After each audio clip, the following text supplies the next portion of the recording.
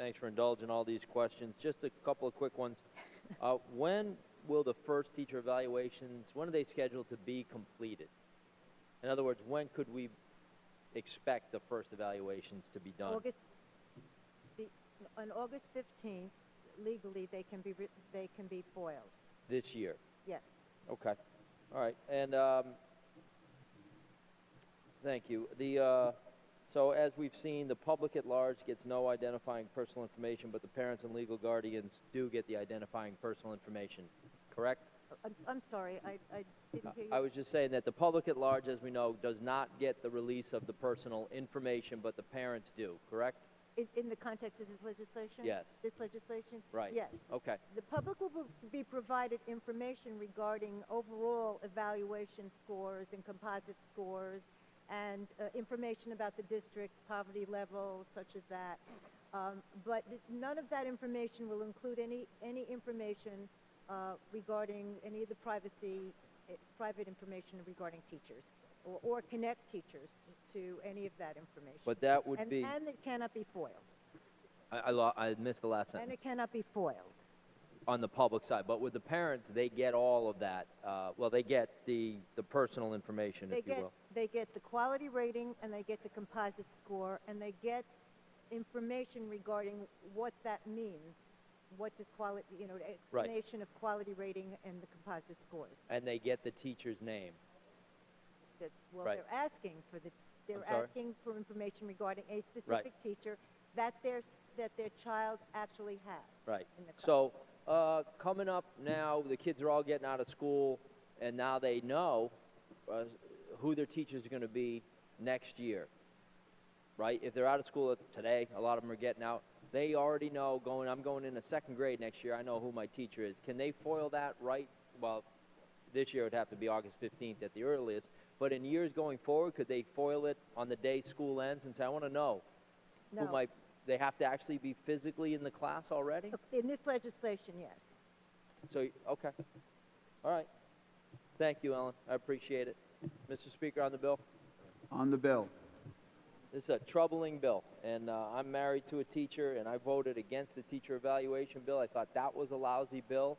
I think in hindsight, we probably should have told the feds to take the $700 million and keep it, because that's what I'm getting from my school districts throughout the area, is that it costs us more to chase this money than we're getting in this money.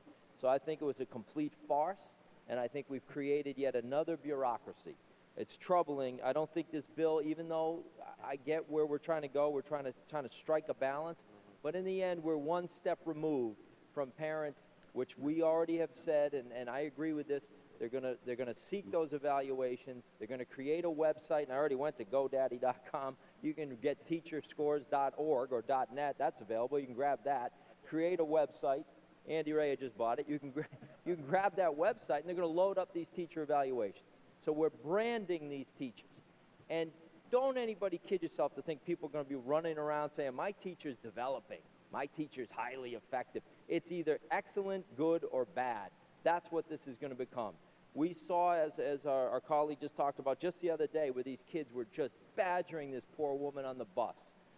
It was insane what was going on there, and I hope there's retribution for that. But I don't think this bill achieves really anything. Even though it's well-intentioned, we're trying to strike a balance. It's just simply going to create a black mark on these teachers, and I don't think it protects the privacy to which they're entitled.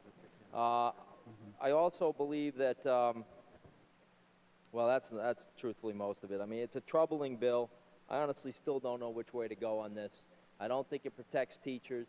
I do think parents have some right to know what's going on there in the classroom. They're paying the bill, after all. I get that. But to just, it seems like we've got the torches and the pitchforks, and we're coming after the teaching profession, and most all of them do an outstanding job. They care about their kids. They're passionate about what they do. And to brand them as ineffective for areas that may not even be their fault. We've got major problems with our school testing out there right now. We're relying on a British company. I don't know why we can't get an American company to produce our tests, but we've got a British company coming up with questions such that involve talking pineapples. Questions that you can't even foil. Did anybody know that? I've been told by superintendent, you can't foil these new tests. That's a new one on me, because you could always foil the Regents exams and check the rubric and check what was going on. You can't do that anymore, and I'd like to find out why we can't foil these tests and see what's going on, because there are major problems with these tests. We've got kids.